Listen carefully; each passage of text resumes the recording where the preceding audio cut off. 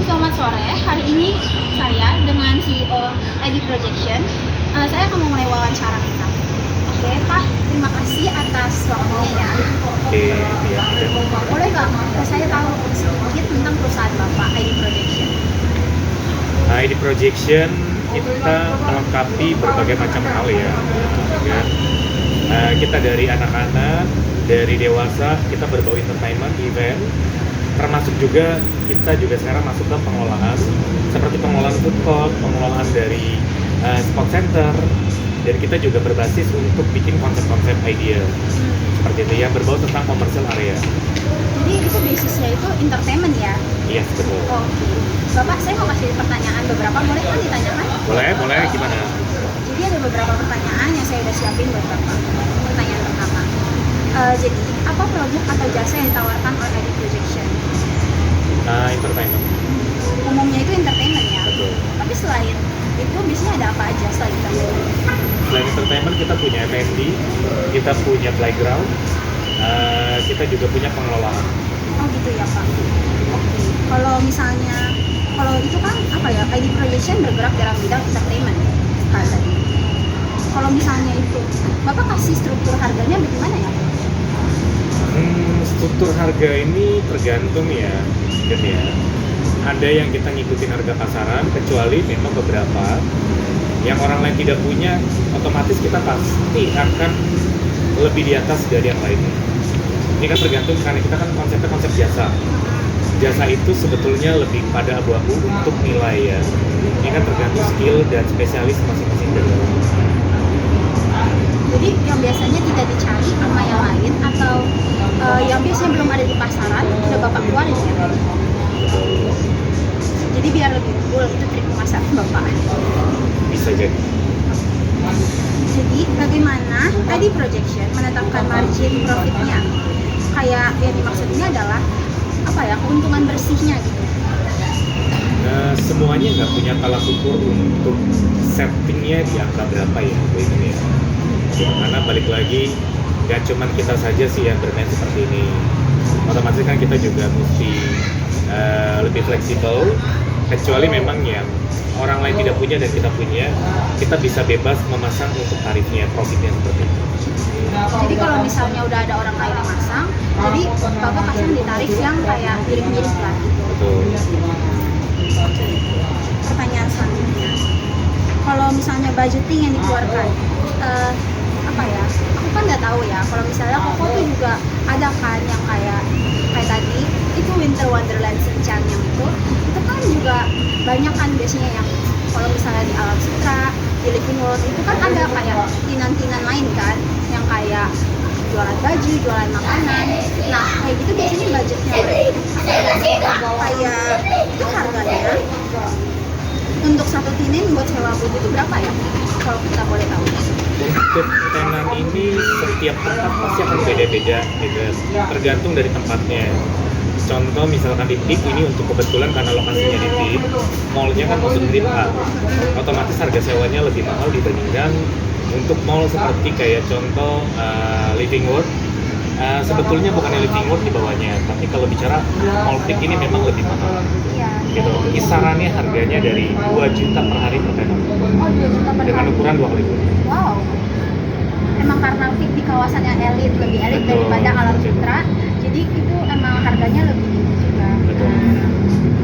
Biasanya kalau untuk karantina itu mereka sewa, jadi karena per hari 2 juta. Kalau di sini mereka apa ya, rata-rata dari mereka sewanya untuk berapa hari ya Pak?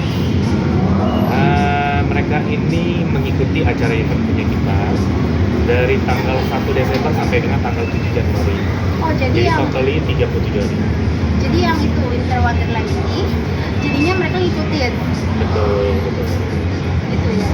Oke, pertanyaan selanjutnya, bagaimana tentang struktur kepengurusan dalam ID Projection kalau boleh tahu ya? Strukturnya ya kita terapkan, memang kita SOP-nya kan sudah PT, basis sudah PT. Ya, jadi secara struktur kita semua sudah jelas. Dari tingkatan dari paling atas sampai tingkat paling bawah, semuanya sudah ada. Kalau misalnya peranan karyawan, Peranan karyawan apa? maksudnya aku dalam kayak kerjasama dan gimana cara aku mengatur karyawan-karyawan untuk benar-benar, karena kan pekerjaan kayak gini adalah satu pekerjaan yang riskan juga kan. Bagaimana Koko mengatur supaya perusahaan ini agar karyawan-karyawannya benar-benar teratur sampai terorganisir kayak gini? Karena kan aku tahu Koko udah bikin banyak juga kan. Bagaimana cara mengatur? Kita lebih pada task untuk kepalanya ya, Eden ya. Kebetulan kita punya beberapa tim, ada tim kantor dan tim event. Tim event ini biasanya memang sudah ikut sama kita sudah lama dan mereka sudah tahu lah SOP-nya seperti apa dan mereka tahu konsekuensinya jika mereka melanggar seperti apa. Jadi which is mau jalan dimanapun, mereka sudah tahu SOP-nya dan mereka akan mengikuti. Oh, begitu ya. Pertanyaan berikutnya, bagaimana karyawan ID Production dapat memperoleh insentif? Semua tergantung dari kinerja masing-masing dari personal karyawan. Semakin mereka kinerjanya semakin baik, otomatis kita akan memberikan insentif ataupun juga bonus ke mereka orang semua. Tergantung dari tingkatan masing-masing. Ini dari kinerja itu ya. Kinerja dan title masing-masing karyawan tersebut. Oke. Kalau misalnya menurut Koko, gimana relationship Koko pada para karyawan Koko? Kita lebih pada task memang orang-orang kantor dan tim-tim headnya ya, gitu. Untuk yang ke bawah-bawahnya sudah bukan Koko lagi, itu diambil sama tim Koko yang lain. Bagaimana cara relasinya Koko dengan tim-tim? Ya Koko harus mengguide mereka orang layaknya bukan, ya memang mereka layaknya seperti keluarga ya, gitu. Kalau kita men-treat mereka layaknya cuma karyawan biasa, bedanya dengan perusahaan yang lain. Apa yang bikin mereka betah? Selain dari bicara dari masalah tim. Jadi apa ya, teknik Koko yang Koko lakuin itu adalah Koko tuh menetapkan biar mereka tuh merasa they have a home. Benar. Jadi kayak beneran dirangkul, jadikan keluarga, beri mereka kepercayaan dan layaknya keluarga. Betul. Teknik yang bagus. Kalau misalnya karyawan sama itu gimana? Karyawan dan customer relationship. Antara karyawan dengan customer seperti yang kita lihat contoh saat ini, memang dari SOP dari kantor Koko sudah berikan mereka harus humanis dan sopan secara etika dan attitude mereka di lapangan. Jadi emang udah ditetapin dia gitu ya. Karena emang kan aku udah selama ini ikutin event-event Koko kan, dan memang karyawan Koko tuh emang udah sopan dan ramah. Ada nggak target yang harus di-approach gitu?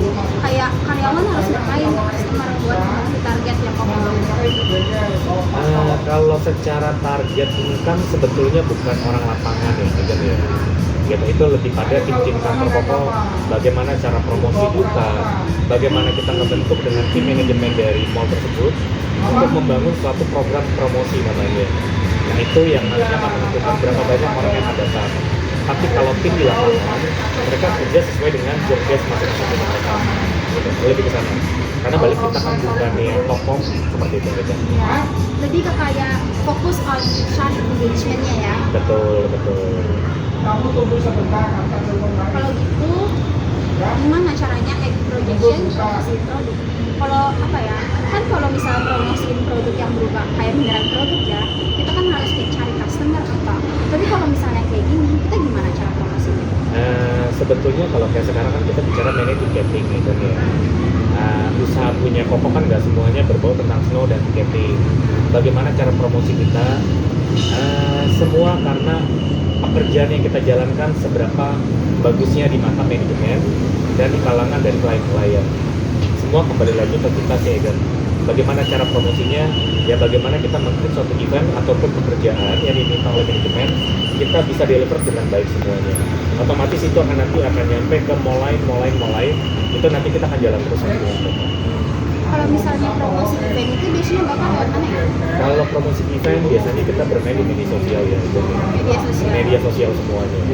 Instagram, Twitter, gitu, Facebook semua ya? KOL atau segala macam semuanya kita gerakin.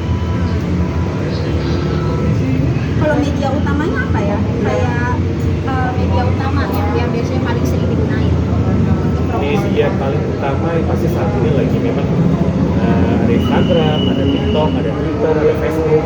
ataupun juga media-media dari sekitaran dari mall.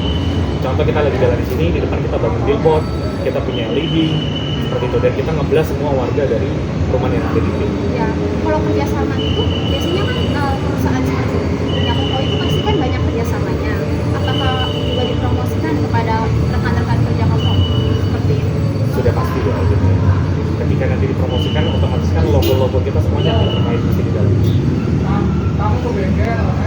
Lalu kalau misalnya menurut dari Koko itu apa daya tarik utama? Apa yang menjadikan Edi Projection menjadi daya tarik? Apa yang daya tarik yang bisa membedakan dia dengan entertainment yang buat entertainment lain, perusahaan lain yang sama grafir di bidangnya sama? Sebetulnya kalau menjadi daya tarik, bicara untuk pemain kayak Koko nggak cuma Koko aja, Ida. Nah kebetulan ID Projection nggak cuma satu bidang. Itu yang membedakan ID Projection dengan yang lain-lainnya. Mereka hanya bergerak satu bidang, kita bisa punya 5-10 bidang. Nah itu yang makanya ID Projection masih selalu dicari dengan beberapa klien punya kita. Kalau bidang-bidangnya boleh disebutkan apa aja? Bidang-bidangnya kita ada bermain di event, exhibition, ada buat anak-anak, ada buat dewasa, kita ada masuk di pengolahan food court, makanya kita banyak banget aja seperti itu. Kalau food court itu yang di Sarinah ya? Ada di Sarinah, Kampung Artis, dan kita akan buka 2 lagi yang terbaru, ada kerjasama dengan MRT, BND, dan juga kita akan buka di Kota Sutra, Tangerang. Wow, jadi udah besar banget ya itunya dan udah bergerak banget dengan cepat. Bisa dikatakan kita memang tetap bergerak, kita tetap moving, bukan berarti kita paling besar juga ya kan ya. Semua kita berusaha dengan baik seperti itu. Kalau misalnya Edit Production udah bekerja sama dengan mall-mall, apa ya, atau penyedia seperti apa saja? Kayak kalau yang mau yang aku ketahui, Edit Production udah bekerja sama Lake Avenue, Taman Anggrek, gitu. Kalau ada lagi nggak? Nah, kalau bicara mall mungkin untuk Jabodetabek dan sekitarnya, untuk mall kelas grade A ataupun grade B kita sudah melakukan kerjasama semuanya, gitu. Grand Indonesia gitu juga udah. Oh, udah. Jadi itu apa ya? Ini menjawab pertanyaan saya yang selanjutnya. Jadi kan ID Projection nggak cuma bekerja apa ya, berfokus dalam Jakarta doang. Oke, ini bisa diulang. Oke. Saya lanjutkan pertanyaan saya. Jadi itu ID Projection kan bukan cuma bergerak di Jakarta ya? Karena kan Bapak sendiri tinggal di Tangerang dan juga apakah bergerak ke tempat lain selain Jakarta Tangerang? Kalau jadi kita akan buka nanti di tahun depan kita akan buka di daerah Bali ya itu untuk pengolahan dari komersial area untuk F&B. Betul, kita bisa bergerak kemanapun kok. Selama memang secara bisnis kita semuanya masuk dan secara hitungan kita masuk, kita bisa siap jalan. Lalu selanjutnya, bagi customer yang ada ini untuk ID Projection, bagi customer ID Projection, apakah ada ketentuan khusus untuk menjadi seorang cleaner dalam suatu event? Kayak menjadikan minimal profit untuk mereka. Contoh berarti kalau itu sebetulnya kita masuk kayak food court ya ikannya. Food court punya kita itu dengan konsep revenue sharing, tapi kita pasang MG minimum garansi. Seperti itu yang kita terapkan untuk tenan-tenan food court tempat kita nanti. Jadi cuma itu aja ya. Dan kalau biasanya finance yang itu berasal dari mana? Mereka tuh lebih bergerak dalam bidang makanan, fashion, atau lebih banyak lagi? Saat ini kita memang fokusnya kalau untuk ini kita lebih ke food court, kan? Memang yang kita cari contoh Sarinah karena memang konsep kita memang secara otentik Nusantara dari Sabang sampai dengan Merauke, otomatis kita akan mencari tenan-tenan yang sesuai dengan kriteria yang kita cari. Oke. Dan acara apa yang biasa dikembangkan itu dikembangkan oleh ID Projection itu lebih banyak digemari anak-anak atau orang dewasa ya? Semua bidang kita punya, baik anak-anak, dewasa, semuanya kita punya untuk event-event tersebut. Jadi benar-benar dikejar buat semua orang bisa datang ya? Betul, tergantung eventnya lebih kemana ya. Apakah jika wilayahnya berbeda, customer cenderung memiliki daya tarik yang berbeda atau kayak kemauan yang berbeda dalam mencari? market beda-beda, yang dicari pun beda-beda. Kalau ciri-ciri customer-nya jadi juga cuma berbeda. Pastinya. Dan di antara customer-customer yang ada, apa customer yang paling menguntungkan bagi ID Projection? Untuk semua tempat pasti punya daya unggul masing-masing ya, jadi saya nggak bisa katakan mana yang lebih menguntungkan. Semua tempat itu bisa menguntungkan, tergantung apa yang kita create untuk mereka orang semua. Bagaimana potensi customer yang bisa dijangkau di masa depan? Apa goal untuk ambil customer lagi di masa depan? Targetnya apa? Selama kita bergerak di dunia entertainment, dunia mall, balik ke Indonesia, bagaimanapun mall ini sangat digemari untuk semua masyarakat. Karena bicara mall saat ini memang sudah menjadi kebutuhan untuk orang untuk sekedar holiday, untuk membeli sesuatu, pasti memang pasti akan larinya ke mall. Jadi sampai kapanpun mall tetap akan dicari orang. Bagaimana ID Projection membangun branding? Membangun branding ini artinya kita harus sering-sering melakukan suatu kegiatan, kita melakukan satu promosi, otomatis nama kita akan selalu melebar kemana-mana. Jadi emang dia melakukan promosi, melakukan itu biar namanya benar-benar dikenal. Betul. Dan jangan lupa ya, kamu ngebangun satu acaranya, kalau acara kamu berhasil, otomatis nama kamu akan dikenal. Seperti itu. Mau kecuali kamu bikin acara nggak berhasil, itu nggak akan dikenal orang. Pasti namanya udah langsung turun.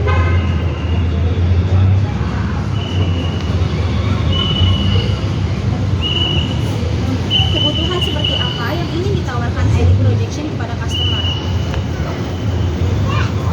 Bagaimana? Kayak kebutuhan seperti apa yang ingin ditawarkan ID Projection kepada customer? Kayak harapan ID Projection ingin membantu memenuhi kebutuhan customer itu seperti apa?